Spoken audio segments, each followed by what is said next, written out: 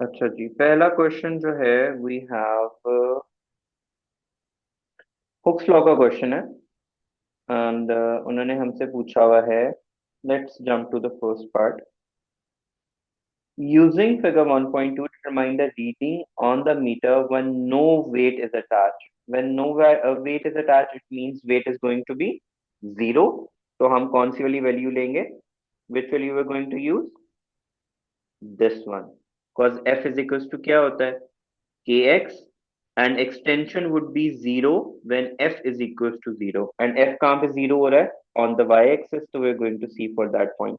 अब मैं इसको थोड़ा सा और बड़ा कर देता हूँ आप लोगों के लिए, so that you could see कि ये हमारे पास पॉइंट क्या है। दिस इज 42, दिस इज 44, तो उसके बिल्कुल सेंटर में आ रही है ये वैल्यू। हम क्या रीडिंग लेंगे? 43 सेंटीमीटर। क्लियर? यस। अब इट मींस ये हमारे पास क्या है? Original length. And whenever we find the extension, extension का फॉर्मूला क्या होता है? Change in length minus original length. अब हमें ये ओरिजिनल लेंथ याद रखनी है, विच इज 43। अब उसने हमें कितने में बोला है? 5.6 न्यूटन के ऊपर। 5.6 कहाँ पे बनेगा? ये 5.5 है, ये 5.6 है। Will take this point, will take it above ये वाला पॉइंट। अब ये हमारे पास क्या बन रहा है? 60, और ये 60 के 62 है, 64। और ये अगेन 63 की वैल्यू बन जाएगी हमारे पास। ठीक है, ये देखो ना, ये सेकंड लाइन है, मैं रेस कर देता हूँ थोड़े से। नहीं, वो फिर पूरा ही रेस हो जाएगा। ये देखो, ये फोर्थ लाइन के 63 है 60। के सेंटर में बन रहा है, क्योंकि ये 62 था तो उसका सेंटर क्या बनेगा? 63। एक्सटेंशन कैसे फाइंड आउट करते हैं? Change in length minus original length. तो चेंज इन लेंथ कितनी है? 63। ओरिजिनल लेंथ कितनी थी? 43। तो क्या आंसर आ जाएगा? 20 सेंटीमीटर। तो यहाँ पे हम क्या लिख देंगे? 63। सेंटीमीटर। ओके। ये 53 किसने बोला? मुनीब ने ना? सर नहीं नहीं सर, उसने एक्सटेंशन नहीं मांगी ना। ओ भाई, एक्सटेंशन ही देते हैं हम हमेशा। जब फोर्स एक्सटेंशन ग्राफ बना होता है, we always give the extension. Sir फिर नो वेट में तो। नो वेट में ओरिजिनल लेंथ ही होगी ना उसकी। सर लेकिन उसने कहा है reading on the metre ruler one. हाँ, तो वो हमने ये दे दी।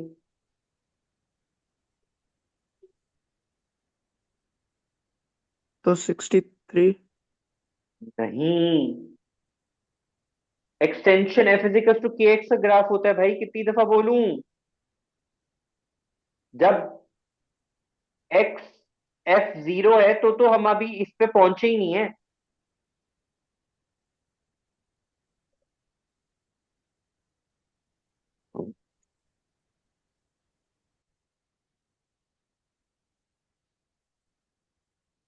0.28 0.28 28। न्यूटन पर centimetre. Let's make the this point again clear, कि उसने अगले पार्ट में एक्सटेंशन कैलकुलेट करने को बोला था। यहाँ पे द मीन वाज करेक्ट, यहाँ 63 सेंटीमीटर ही लिखना था, यहाँ पे 20 सेंटीमीटर लिखना था, where they have asked the extension. अच्छा, हमारे पास यहाँ पे दोनों ऑप्शन है, कि यहाँ पे हम न्यूटन पर सेंटीमीटर में भी आंसर ले सकते हैं, न्यूटन पर मीटर में भी ले सकते हैं। Choice is yours, whatever you want to go for.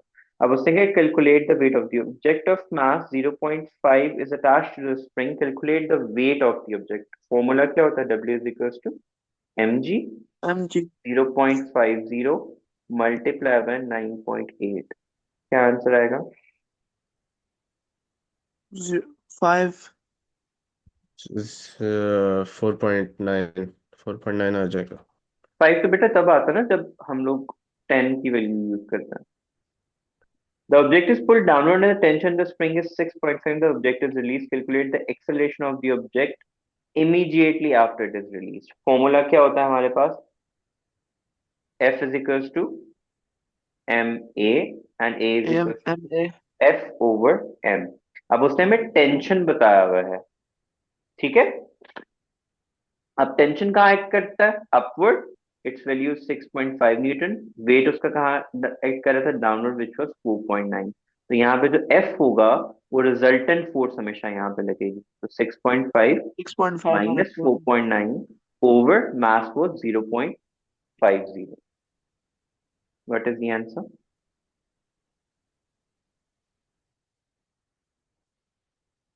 फिर 2.6 समथिंग समथिंग आ जाएगा। How much? 2.6।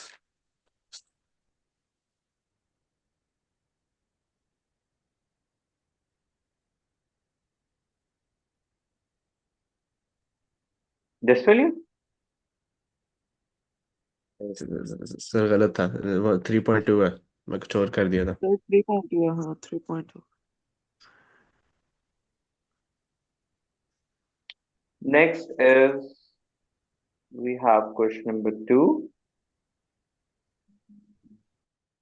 अच्छा जी, सबसे पहले हमारे पास यहाँ पे स्पीड टाइम ग्राफ है। यहाँ पे we have a mass of 1400 kilograms and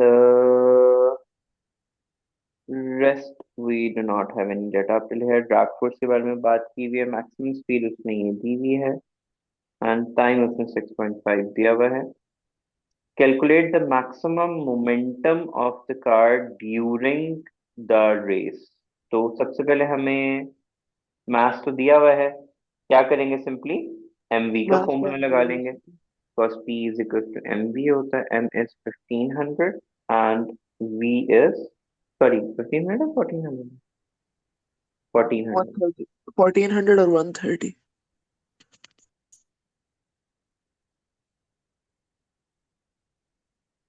1400 into 130, क्या आंसर आ जाएगा? 182 times 10 power 3। और बल्कि सर यहाँ लिख देते हैं 182 into 10 पावर 3, यहाँ पे लिख देते हैं 1.82 into 10 पावर 5 न्यूटन सेकेंड। फिर उसने कहा state the feature of figure 2.2 that represent the distance travelled by the graph. Area of the graph, क्योंकि स्पीड टाइम ग्राफ है तो उसमें तो एरिया ऑफ द ग्राफ ही होता है जो हमें डिस्टेंस देता है। उसने कहा which feature gives us the distance travelled by the graph, उसमें एरिया अंडर द ग्राफ। फिर उसने distance travelled in the force 6.5 second, तो 6.5 सेकंड हमारे पास कहाँ बन रहा है, ये है 4, ये होगा 6 एंड ये 6.5, 7, 7.5, 9, 4 to 8 है तो डिफरेंस कितना गया, 4 डिवाइड बाई 10, 0.4, विच मीन्स एक बॉक्स से थोड़ी सी ज्यादा की वैल्यू हो जाएगी। 4.4, 4.8, 5.2, 5.6, 5.6, 6, 6, 6.4 एंड 6। ये वाला पॉइंट बनेगा सेंटर वाला, ये पी की बन रही है ना। सो ये बन जाएगा जी 125, 130, 130 यहाँ से आ जाएगा, 132 कह लेते हैं क्योंकि थोड़ा सा ऊपर है वैल्यू, अगर इसको बड़ा करें ना और 6 पॉइंट।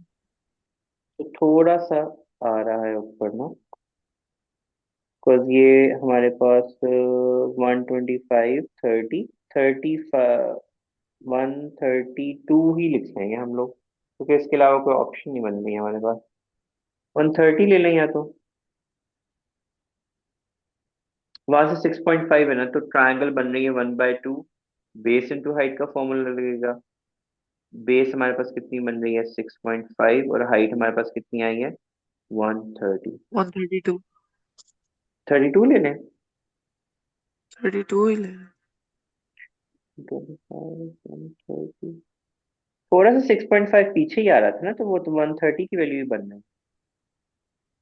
ओके। तो स्केल रख के देखेंगे ना 130 की वैल्यू है। तो वी हैव 422.5। और 22, हाँ 0.5। 422.5, तो सॉरी 422.5 यहाँ लिखेंगे, यहाँ पे हम लोग उसको 420 नोट करेंगे, because 422.5 would be rounded off to 420 meters. फिर है the parachute opens at 6.5 and car decelerate. Describe how figure 2 shows that after 6.5 the car decelerates. So we can clearly see कि हमारा gradient क्या आ रहा है, downwards आ रहा है, negative gradient आ रहा है, that indicates के it's decelerating. और 1 point का मार्क्स है तो हम उसको बस इतना लिख देंगे, the gradient becomes negative. फिर है the deceleration of the car is not constant because graph हमारे पास यूनिफॉर्म नहीं है. There is a Okay? curve in the gradient. हाँ, since the graph is non-uniformly decelerating, या कर्व भी लिख सकते हैं हम आगे ब्रैकेट्स डाल के ना. Describe the energy transfer that takes place as the car slows down. तो kinetic energy किसमें कन्वर्ट होगी? Kinetic to thermal. Yes. Internal बोलते हैं नॉर्मली, तो kinetic टू इंटरनल, साथ में ब्रैकेट में लिख देंगे thermal energy to be accurate. फिर है हमारे पास define the moment of force and describe the effect that it measures. तो मोमेंट ऑफ फोर्स क्या होती है? 3 मार्क्स है. The The product, perpendicular, the turning effect of a perpendicular. वो तो आगे लिखेंगे ना, इफेक्ट ऑफ इट्स मेजर. तो the product of force end moment of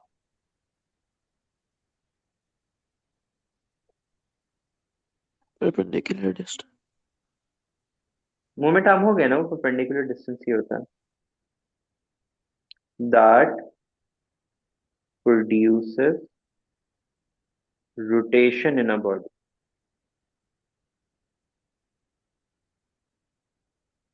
तो ये हमारे पास आ गया.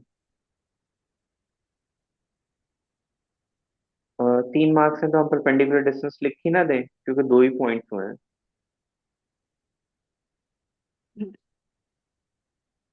तो प्रोडक्ट ऑफ फोर्स एंड, ये आगे लिख देते हैं,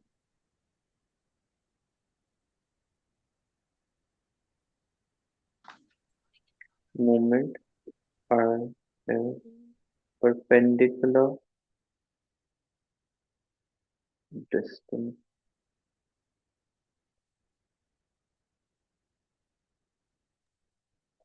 Pivot. from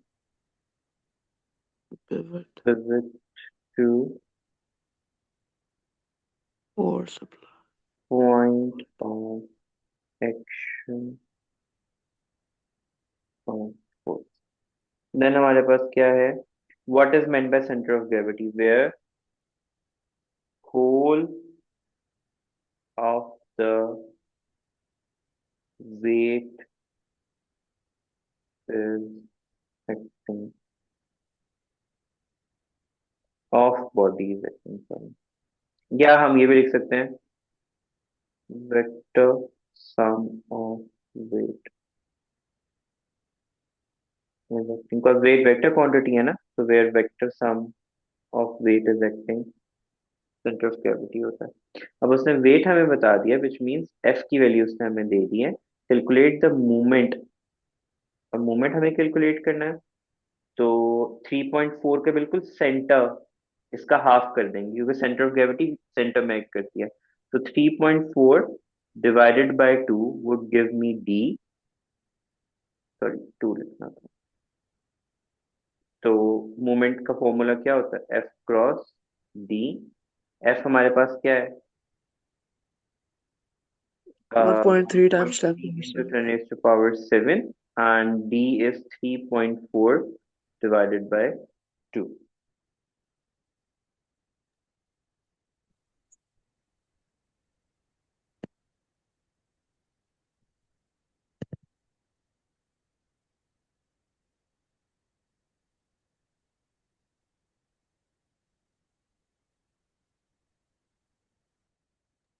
4.16 times 10 power 7. Sorry? 4.16 times 10 power 7.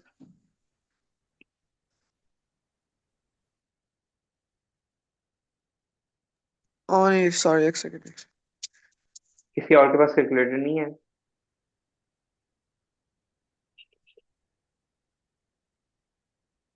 मेरा माइक म्यूट पे लगा हुआ था। मेरा मेरा 2.21 times 10 to the power 7. 2.2 into 10 to the power 7 newton metre. आगे से 2 कंडीशंस पूछी हुई है, क्या होती हैं? Resultant force should be 0 and resultant movement should be 0 for an object to be clear। यहीं पे साथ में रिवाइज कर लेते हैं कि जब रिजल्टेंट फोर्स 0 होती है तो no linear motion but there is a chance of circular motion, and जब रिजल्टेंट मूवमेंट 0 होता है तो no rotational motion.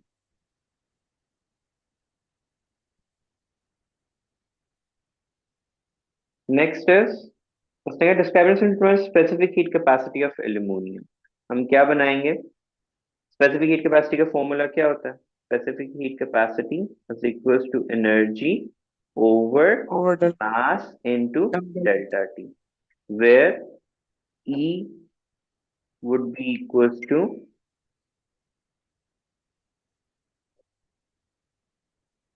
power into time, which is equals to VIT. So voltmeter and ammeter, या simple joule meter भी लिख सकते हैं, ठीक है? Joule meter gives us the value of E। Stopwatch, अब बल्कि सॉरी, जाउल मीटर पूरा VIT का वैल्यू निकाल के हमें दे देगा, ठीक है? To measure mass, electronic balance,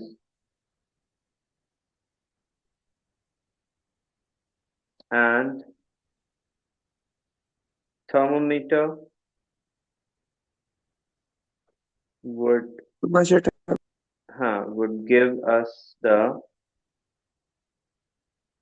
initial and final temperature। Put करेंगे और आंसर निकालेंगे। फिर उसने कहा है explain why after short time the dish and the water are at the same temperature because they have achieved the thermal equilibrium। उसने गरम गरम पानी डाला उसके अंदर, उसने कहा why they are at the same temperature। कोई भी चीज सेम टेम्परेचर पे कब आती है? when thermal equilibrium. when नहीं लिखना हमने, because they achieved thermal equilibrium। अब वाटर का टेम्परेचर क्या होगा? Water temperature would decrease and foil temperature would increase up till they are at the same temperature।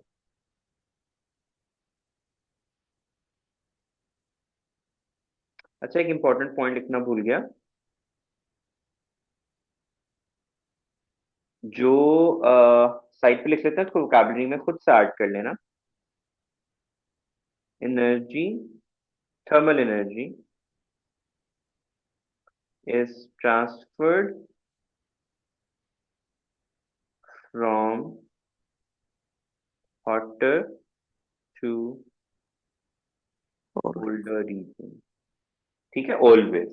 तो मेटल जो है, एल्युमिनियम फॉयल जो है, वो अपना टेम्परेचर इंक्रीज करेगा and water would reduce its temperature until they are at the same temperature.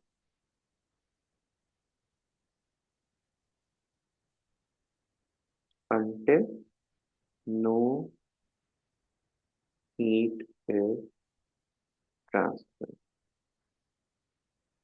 Explain in terms of particle why aluminum expands as the boiling water is poured into dish। Since aluminum Gains heat from the water नहीं, अभी उसने हम aluminium की properties को discuss करेंगे ना. Is a good conductor of heat, so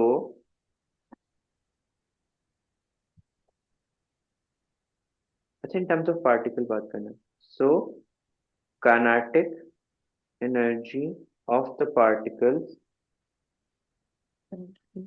would increase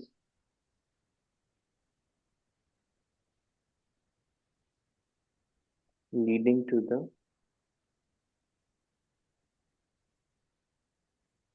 expansion of the world. Because kinetic energy of the particle increase होने की वजह से उसकी जो है vibrational motion increase होगा, जिसकी वजह से they would मतलब go further apart from each other. फिर है the water in the dish evaporate. Explain in terms of water molecules what is meant by evaporation. Evaporation का meaning क्या होता है?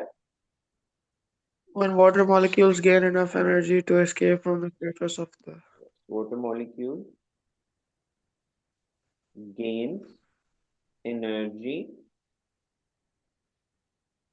to escape into the atmosphere at any temperature.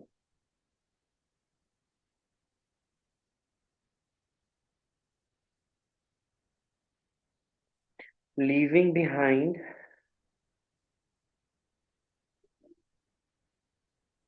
low a cooler energy particles.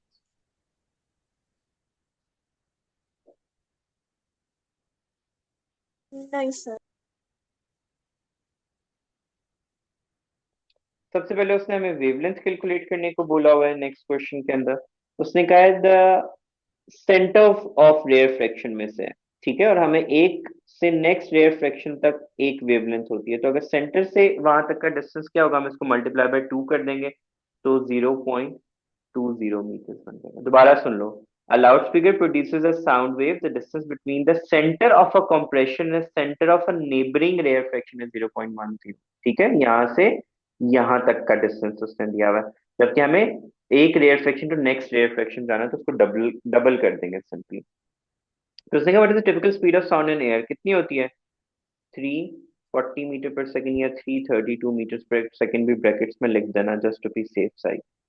Calculate the frequency. v is equals to क्या होता है? F lambda. हमें F चाहिए तो v ओवर लैम्डा कर देंगे. v जो भी हमने यहाँ पे यूज किया है 332 divided by lambda which is 0.20. क्या आंसर आएगा? 0.2. It's supposed to be 343 over 1660. 0.2. Sorry, I'm saying, isn't it 343 over 0.2? मतलब मैंने आपसे बोला कि अगर आप 340 यूज करें तो 340 डिवाइड बाय 0.2 कर देना. अगर आप 332 यूज करें तो 332 डिवाइड बाय 0.20 कर देना. Whatever you have written. Okay. So the frequency is 1660. 60. 1660. 1660. 1006. 1660. Explain whether the sound from the loudspeaker is audible to human ear. So yes, because we can hear from 20 hertz to 20,000. 20,000. 20k hertz लिख सकते हैं हम लोग. फिर उसने कहा है explain whether it is possible to detect sound from the loudspeaker at point J or